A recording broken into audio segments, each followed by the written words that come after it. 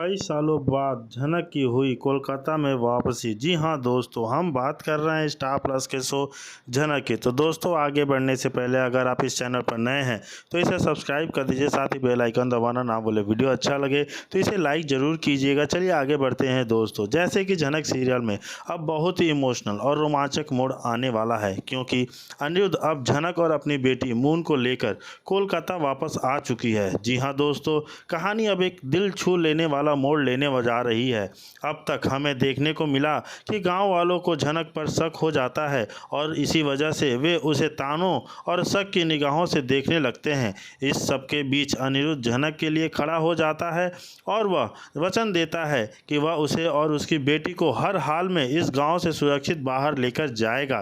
तभी अचानक एक बड़ा सच सामने आता है। अनिरुद्ध को पता चलता है कि मून उसकी अपनी बेटी है, तो इतने सालों तक उससे दूर रही। जैसे ही झनक मून को लेकर अनिरुद्ध के सामने आती है, अनिरुद्ध की आंखों से आंसू छलक पड़ते हैं। वह मून को गले लगाते हुए भावुक होकर कहता है, तुम कितनी प्यारी हो मेरी बेची, और तुम मुझसे इतने सालों तक डरती रही, लेकिन अब नहीं, अब मैं तुम्हें एक पल के लिए भी अकेला नहीं छोड़ूंगा। इन भावनात्मक पलों के बाद झनक भी अनिरुद्ध के साथ चलने के लिए तैयार हो जाती है, क्योंकि वह देख लेती है कि अनिरुद्ध में अब वही प्रेम और समर्पण है जो पहले कभी था। लेकिन जैसे ही यह बात पराशर को पता चलती है, वह टूट जाता है। उसे लगता है कि झनक ने उसे धोखा दिया है। वह यह मान बैठता है कि झनक पहले से ही इन शहरी लोगों से संपर्क में थी ताकि वे गांव की जमीन हड़प सके।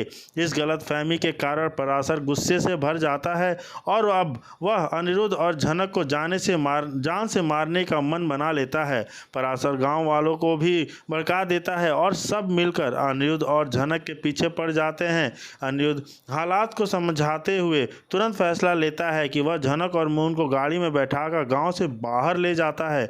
वह उन्हें एक बड़ी मुसीबत से बचाकर सुरक्षित कोलकाता ले जाता है। इसके बाद अनिरुद्ध झनक और मून को अपने नए घर में ले जाता है, जहां वह एक नई शुरुआत करना चाहता है। अब आगे की कहानी और भी दिलचस्प हो जाती है, क्योंकि सवाल उठता है, क्या होगा जब अर्शी को इस सच्चाई का पता चलेगा कि झनक अब वापस अनिरुद्ध की ज़िंदगी में आ चुकी है। जी हाँ दोस्तों, और दूसरी तरफ ये पता चलेगा कि मून जो है उसकी बेटी है और वो जिंदा है और वो झनक अनिरुद्ध के साथ है।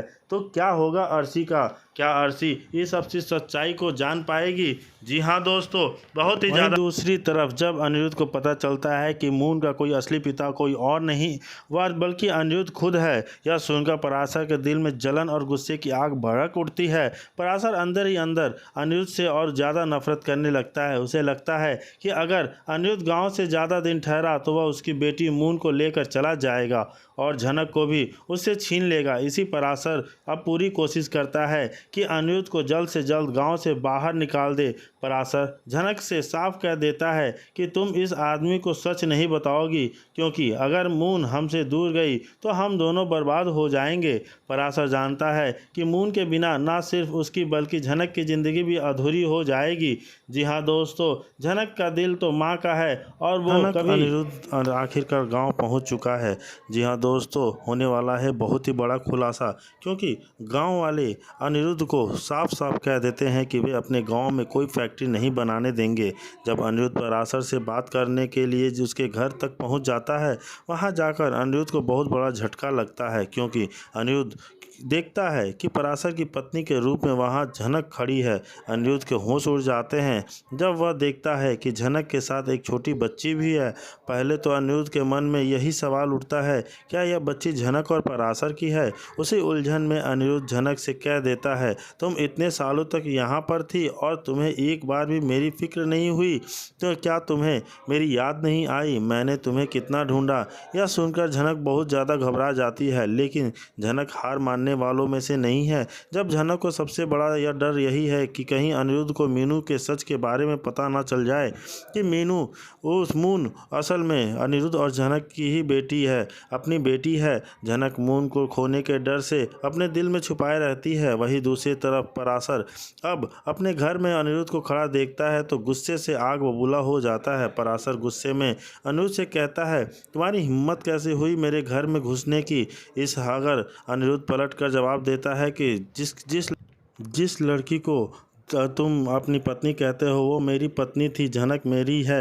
यह सुनकर पराशर के पैरों तले जमीन खिसक जाती है। अब पराशर यह बिल्कुल नहीं चाहता है कि झनक और मून इससे दूर हो जाएं। वह अनिरुद्ध को यहाँ से भगाने की कोशिश करता है। झनक के दिल में इस वक्त तूफान मच चुका है। क्या वह सच बताएगी? क्या मून का सच बाहर आ जाएगा? क्या अनिरुद्ध अपनी बेटी को पहचान पाएगा? जी हाँ दोस्तों, पर अगर कोई परेशानी आएगी तो मैं उसका समाधान और सामना मैं खुद करूंगी। और गांव वालों को सारी बातें बताती है। झनक हेमू को सभी के सामने माफ़ी मांगने को बोलती है। अगर तुम माफ़ी नहीं मांगते तो सभी के सामने मैं चप्पल से मारूंगी।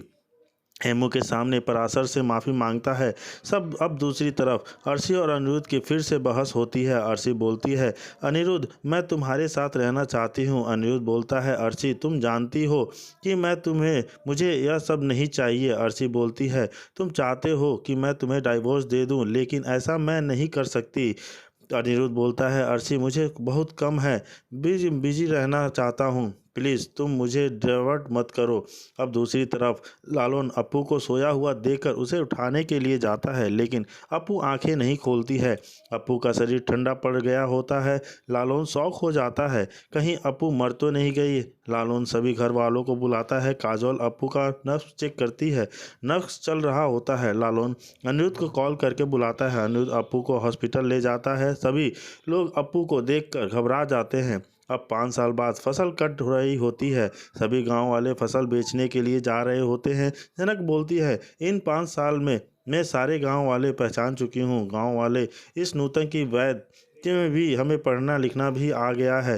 पहले लड़कियों को घर से बाहर निकलने नहीं देते थे, अब तो हम 2 लोग घर से बाहर काम भी करते हैं। गांव की लड़कियों फसल काटने की खुशी में झनक से बोलती हैं डांस करने को। सामने डांस करती है और गंगा बोलती है, अरे नूतन तुम कहाँ है? झनक बोलती है, पराशर के साथ सैर पर गई होगी। तभी पराशर मून को लेकर आता है और झनक पराशर नूतन को पराशर के उसके नाम से बोलती है। गंगा बोलती है, यह तुम्हारा बाप है? बाबूजी बोलो। इनको पराशर बोलता है, शहरी लोग यहाँ आकर फैक्ट्री बनाना चाहते हैं, लेकिन हम लोग यहाँ ऐसा नहीं होने देंगे। जनक, यह सब ठीक है, यहाँ फैक्ट्री डालोगे तो हमें काम मिलेंगे, अच्छा पैसा मिलेगा। पराशर वो शहरी लोग यहाँ आकर हमें लूट कर चले जाते हैं और हमारी ज़मीन भी बंजर कर देते हैं। जनक बोलती है, सब ऐसे लोग नहीं होते हैं पराशर, तुम हमारे काम के बीच में मत आओ, हम कभी तुम्हारे काम के बीच में नहीं आए हैं। यह सब देख के जनक बोलती है कि मैं जानती हूँ कि कई अगर प्लांट्स लगेंगे, अगर फैक्ट्री बनेंगी तो गाँव को लोगों को अच्छा काम मिलेगा, अच्छा पैसा मिलेगा, रहने को मिलेगा। ये सब देख और उधर अर्शी अनिरुद्ध से बहस करती है कि मैं तुम्हें डाइवोर्स नहीं देना चाहती, मैं तुम्हें छोड़ना नहीं चाहती, मैं तुम्हारे साथ रहना चाहती हूँ। अनिरुद्ध बोलता है कि बिताने लगेगी। तभी उसे लगने लगता है कि पराशर एक अच्छा इंसान है जो उसकी और उसकी बेटी की भलाई चाहता है। लेकिन जैसे जैसे समय बीतता है पराशर का असली चेहरा झनक के सामने आने लगता है। पराशर को लगने लगता है कि अब झनक हमेशा के लिए यहीं रहेगी और कहीं नहीं जाएगी। इसी सोच के साथ पराशर का व्यवहार बदलने लगता है। वह झनक से बदतमीजी करता है और एक दिन साफ शब्दों में कह देता है कि अब तुम मेरी असली पत्नी बनोगी। गांव वालों की नज़रों में तो तुम मेरी पत्नी हो ही, अब मैं सच में तुमसे शादी करूंगा। यह सुनकर झनक के पैरों तले ज़मीन खिसक जाती है। वह घबराकर पराशर से कहती है, आप यह क्या कह रहे हैं? आपने तो सबके सामने मेरी बेटी की भलाई के लिए यह सब किया था, अब आप शादी की बातें कर रहे हैं? मैं आपसे प्यार नहीं करती, मेरा दिल किसी और के लिए धड़कता है। लेकिन पराशर ठंडे और कठोर स्वर में जवाब देता है, तुम जैसी लड़की तो मैं अपने हाथ से नहीं जाने दूंगा।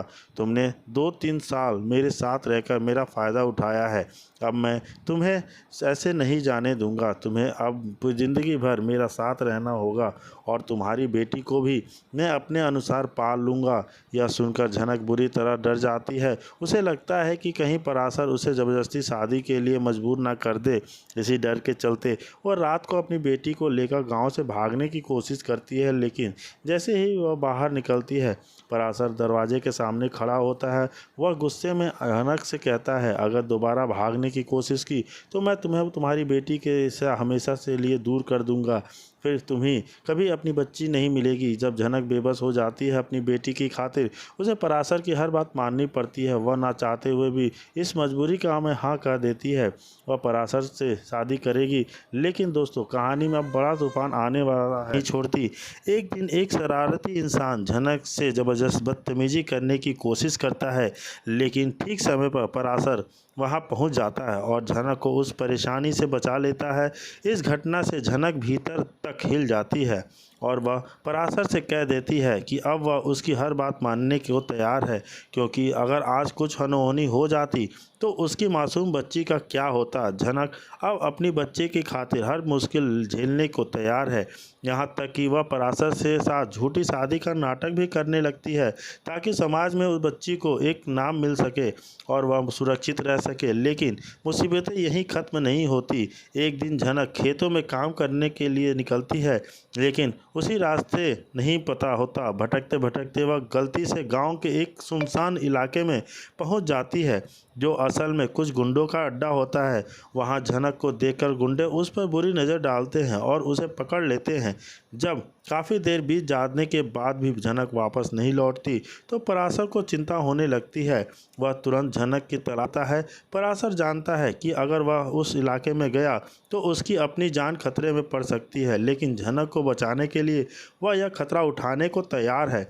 काफ़ी खोजबीन के बाद पराशर आखिरकार उस जगह पहुंच जाता है जहां झनक गुंडे से चंगुल में फंसी होती है। पराशर अपनी जान की परवाह किए बिना झनक को वहां से छुड़ाकर वापस गांव लेकर आता है।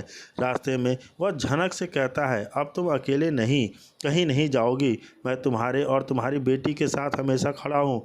अब सवाल यह उठता है, क्या झनक पराशर की इस बहादुरी और समर्पण को देखकर उसे अपना जीवन साथी स्वीकार करेगी, या फिर उसकी ज़िंदगी में अनिरुद्ध की अधूरी कहानी फिर से दस्तक देगी।